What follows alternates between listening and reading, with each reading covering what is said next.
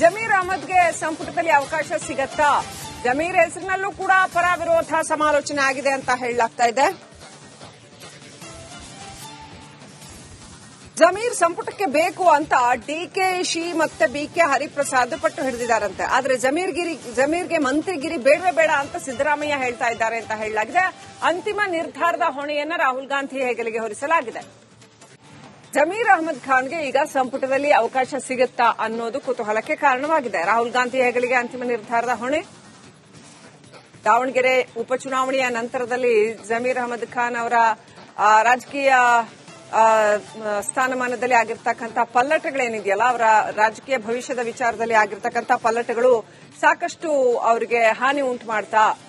ಈಗ ಹಾಗಾದ್ರೆ ಸಚಿವ ಸ್ಥಾನ ಸಿಗುತ್ತಾ ಇಲ್ವಾ? ಒಂದು ಕಾಲದಲ್ಲಿ ಅವರ ಪರಮಾಪ್ತ, ಅವರ ಗುರು ಅಂತಲೇ ಅವ್ರ ಜೊತೆಗಿದ್ದಂತಹ ಸಿದ್ದರಾಮಯ್ಯನವರೇ ಈಗ ಜಮೀರ್ ಅಹಮದ್ ಖಾನ್ಗೆ ಸಚಿವ ಸ್ಥಾನ ಬೇಡ ಅಂತ ಹೇಳ್ತಿದ್ದಾರಾ?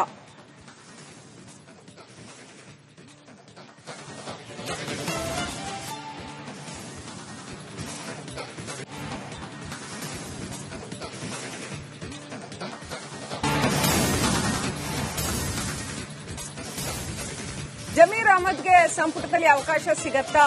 ಜಮೀರ್ ಹೆಸರಿನಲ್ಲೂ ಕೂಡ ಪರ ವಿರೋಧ ಸಮಾಲೋಚನೆ ಆಗಿದೆ ಅಂತ ಹೇಳಲಾಗ್ತಾ ಇದೆ.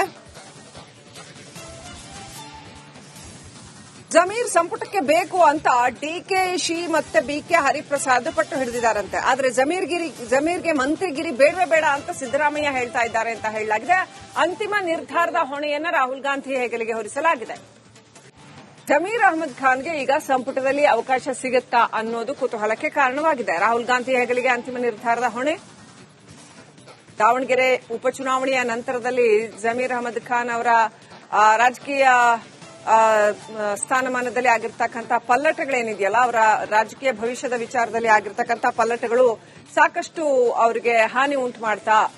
ಈಗ ಹಾಗಾದ್ರೆ ಸಚಿವ ಸ್ಥಾನ ಸಿಗುತ್ತಾ ಇಲ್ವಾ? ಒಂದು ಕಾಲದಲ್ಲಿ ಅವರ ಪರಮಾಪ್ತ, ಅವರ ಗುರು ಅಂತಲೇ ಅವ್ರ ಜೊತೆಗಿದ್ದಂತಹ ಸಿದ್ದರಾಮಯ್ಯನವರೇ ಈಗ ಜಮೀರ್ ಅಹಮದ್ ಖಾನ್ಗೆ ಸಚಿವ ಸ್ಥಾನ ಬೇಡ ಅಂತ ಹೇಳ್ತಿದ್ದಾರಾ?